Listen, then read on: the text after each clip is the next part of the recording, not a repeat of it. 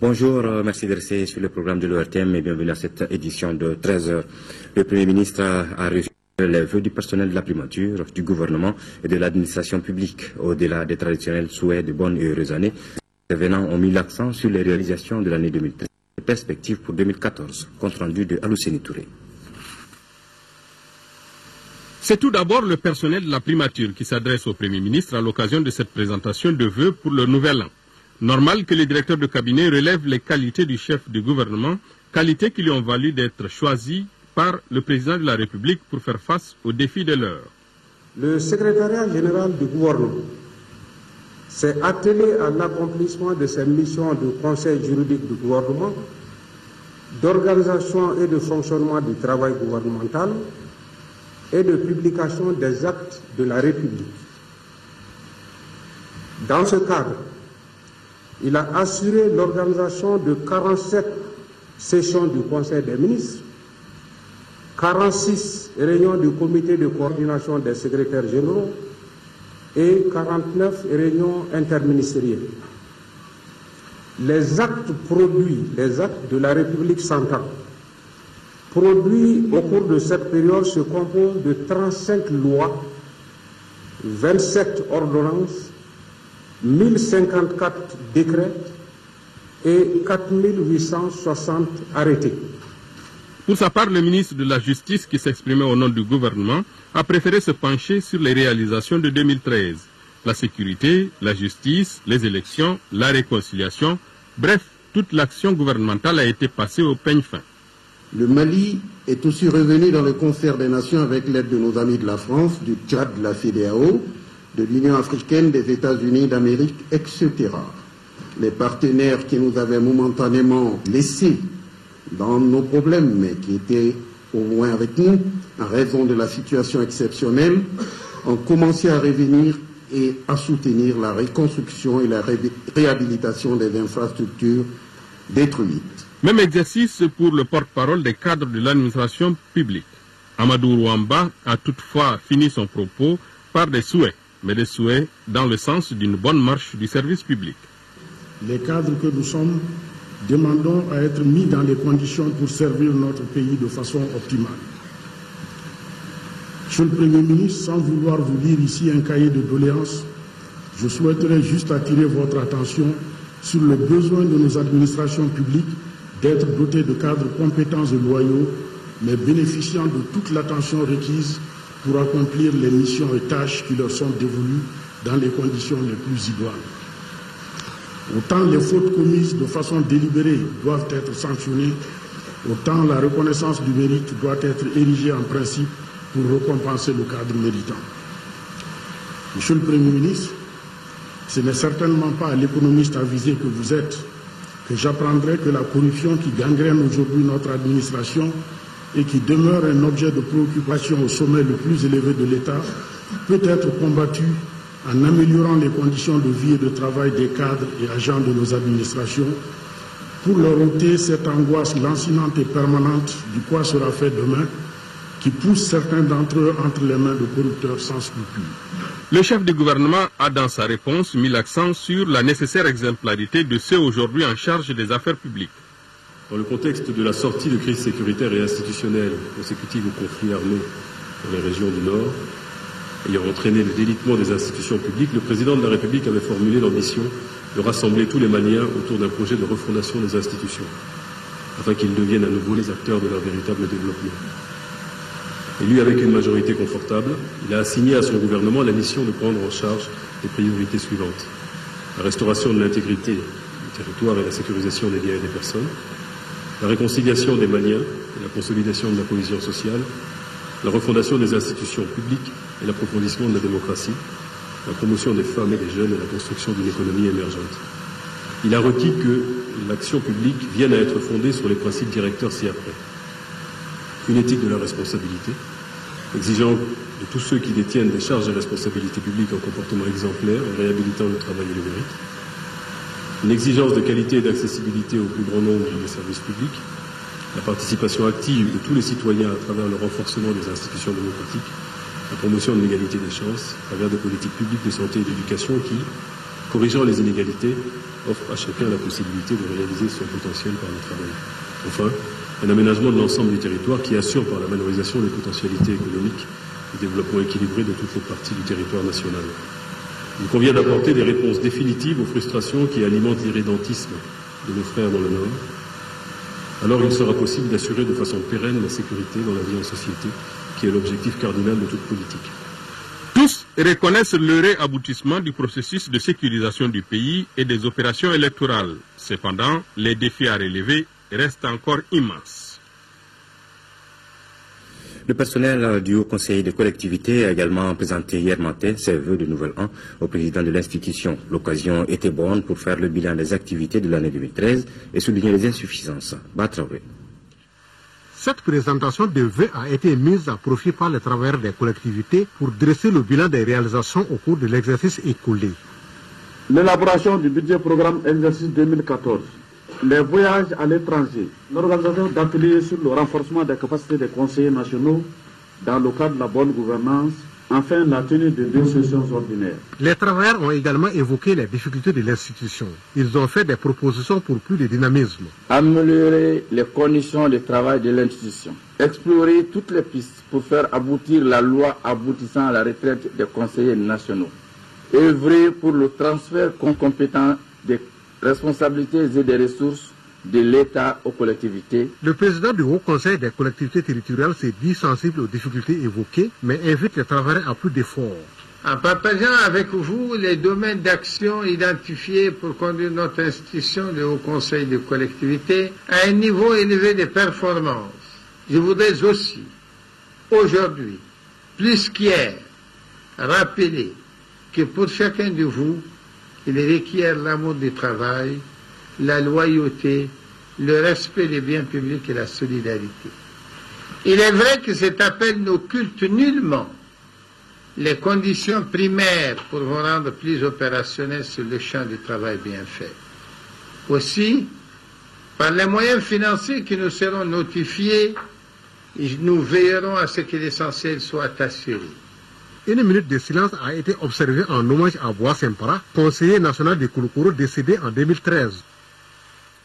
Suite à la crise qui secoue la République centrafricaine, le gouvernement malien a entamé le rapatriement des Maliens désireux de rejoindre leur pays. Un premier groupe est arrivé, composé des couches les plus vulnérables, à savoir les enfants, les femmes et les personnes âgées.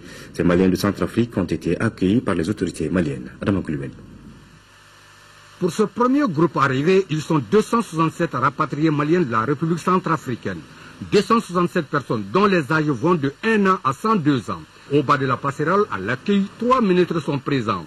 Le ministre des Maliens de l'Extérieur, Dr Abdraman Silla, le ministre des Affaires sociales et humanitaires, Amadoun Konaté, et le ministre de la formation professionnelle, porte-parole du gouvernement, Mahaman Babi, ainsi que plusieurs autres personnalités des services en charge de la gestion du social.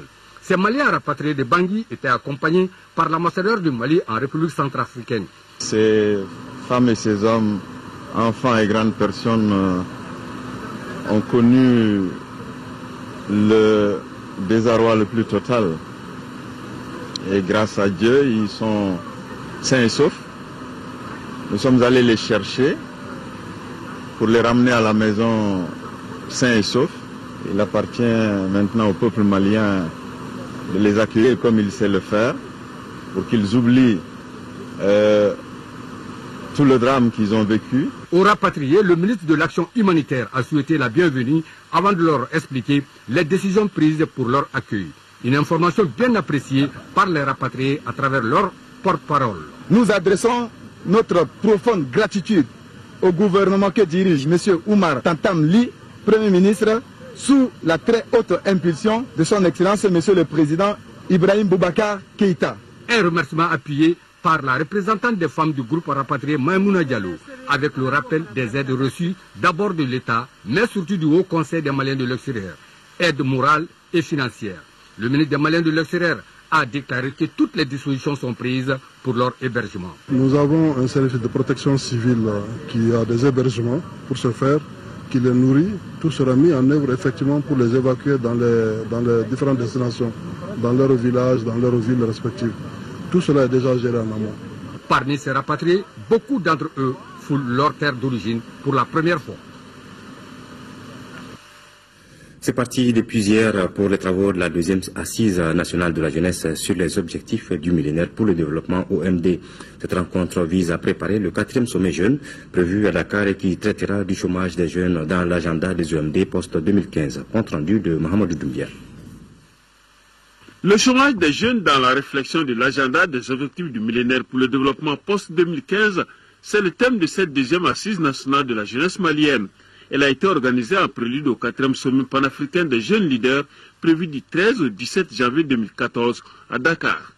Le Mali, notre pays, se prépare donc à faire une participation de haut niveau à cette importante rencontre à Dakar et la jeunesse malienne ne saurait rester en aucun cas en marge de cela.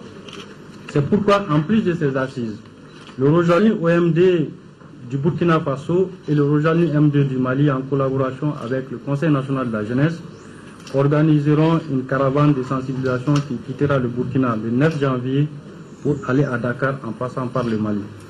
Cette deuxième assise vise à dégager des pistes et des initiatives en vue de matérialiser la création de 200 000 emplois pour les jeunes pour les 5 prochaines années, d'élaborer un plan d'action triennal du réseau Section Mali et renforcer le partenariat entre les réseaux des jeunes, les partenaires au développement et les agences du système des Nations Unies au Mali. L'emploi des jeunes constitue aujourd'hui une priorité pour les plus hautes autorités du pays, en particulier pour son Excellence Monsieur le Président de la République, Ibrahim Boubacar Keïta, qui effectivement dans son programme présidentiel a prévu de créer en 5 ans 200 000 emplois durables dans le pays. Ma conviction du changement est forte lorsque les jeunes, à travers ces assises, montrent à suffisance leur capacité de résilience face à la crise multidimensionnelle qu'a connue le pays, et mieux lorsqu'ils s'arment individuellement et collectivement en vue de participer à sa reconstruction à travers la plateforme minimale des objectifs que constituent les OMD. Le secrétaire général du Conseil national des jeunes, satisfait, a souhaité que de telles assises se perpétuent davantage. Le ministre de l'Urbanisme et de la Politique de la Ville a rencontré la population de Niamakoro en commune 6 du district de Blanco, au centre Chéché-Dramé.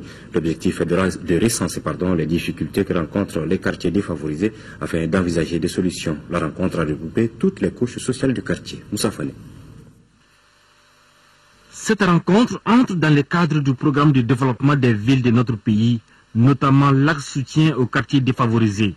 Ce rendez-vous devra permettre de dégager des pistes d'action visant à alléger les souffrances des populations. Très concrètement, nous avons un certain nombre de préoccupations qui ont été exprimées.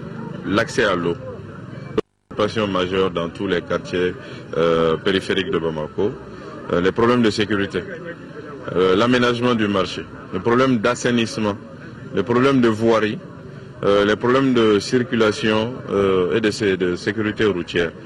Je pense qu'il n'y a rien de mieux que de venir les écouter, de prendre en compte leurs besoins tels qu'exprimés par eux-mêmes. L'implication des populations est certainement le premier pas pour surmonter les problèmes. La collectivité seule ne peut pas faire face à toutes ces revendications. C'est pourquoi nous apprécions beaucoup la venue du ministre pour entendre ça de nos populations. Ce que vous pouvez attendre des collectivités, c'est accompagner l'État par rapport à sa démarche pour l'amélioration du cadre de vie de nos populations. Nous allons travailler pour que dans l'urgence, essayer d'identifier quelques actions spécifiques qu'on peut mener dans le quartier et venir vers la mairie en lui présentant ses projets et ses approches pour qu'ensemble avec la mairie on définisse une stratégie de mise en œuvre de ces initiatives et ensuite maintenant revenir dans le quartier de nouveau pour présenter aux populations ce qu'on compte faire.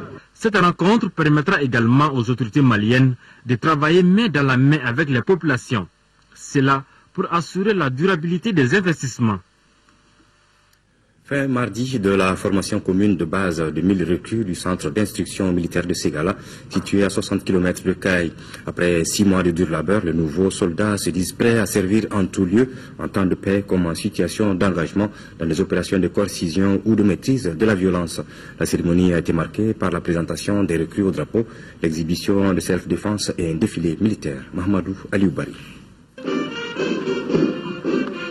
sommet, les recrues qui viennent de terminer leur formation commune de base au centre d'instruction militaire de Ségala, situé à 60 km de Caille. Pendant 180 jours, les jeunes recrues ont été suffisamment outillés de connaissances générales sur les armes individuelles et collectives, afin d'identifier les matériels majeurs de guerre en service au Mali, tout en maintenant leurs conditions physiques. Dès à présent, je peux rassurer et mettre à la disposition du commandement des jeunes soldats disposant d'une compétence professionnelle de base, tactique, technique et sportive, les permettant de servir dans une unité élevée. Durant cette formation, les apprenants ont intégré les bons comportements de rigueur et de discipline. Ils ont également obtenu de bonnes qualités morales, intellectuelles et physiques grâce à la persévérance d'un encadrement compétent et consciencieux. Au cours des 6 mois de dur labeur, le centre a organisé des séances de tir aux armes qui ont permis d'aiguiser les connaissances au tir et de frotter les recrues au matériel qu'ils sont appelés à utiliser. L'occasion était opportune pour le chef d'état-major général des armées de rappeler aux recrues les missions qui les attendent afin de les accomplir avec dignité et honneur. En tant que membre des forces armées, votre devoir est d'observer la discipline et les règlements militaires. Donc cette formation a permis de vous donner les rudiments de base. Il vous a été rappelé qu'à chaque étape, vous devez vous améliorer constamment, puisque votre ambition, c'est de ne pas demeurer soldat, c'est d'aller au-delà de cet état. Au moment où votre pays fait face à de multiples défis, votre savoir-faire et votre engagement en faille seront indispensables pour renforcer la capacité opérationnelle de nos armées. Présentation des recrues au drapeau, exhibition de self-défense, défilé militaire, promulgation des 3 premiers des recrues au grade de soldats de 2e classe, entre autres, ont été les temps forts de cette cérémonie. Restons avec les porteurs d'uniforme, avec cette passation de commandement à la Légion de la gendarmerie de Tombouctou. Le lieutenant-colonel Nyarga Nomogo, commandant de la Légion de la gendarmerie sortant, vient de passer le témoin au lieutenant-colonel Baba Bakayoko, l'inspecteur en chef de la gendarmerie. Le colonel Bourama Berté, qui a présidé cette passation, a félicité le sortant et a reconnu son courage et son engagement. Il a également invité les éléments à travailler avec leur nouveau chef dans la loyauté et la discipline. Cette cérémonie militaire s'est achevée par un défilé de gendarmes. Voilà, c'était donc cette passation de commandement à la Légion de la gendarmerie de Tombouctou avec le colonel Nyarga Nomogo, commandant de la Légion de la gendarmerie sortant, qui a donc passé le témoin au lieutenant-colonel Baba Bakayoko. Cérémonie qui s'est achevée avec un défilé des gendarmes, défilé que vous apercevez. Voilà, c'est tout pour cette édition. Merci de l'avoir suivi. Retrouvez l'information à 18h et à 20h avec une présentation de Aïssata Ibrahim Maïga. Merci et bonne suite des programmes.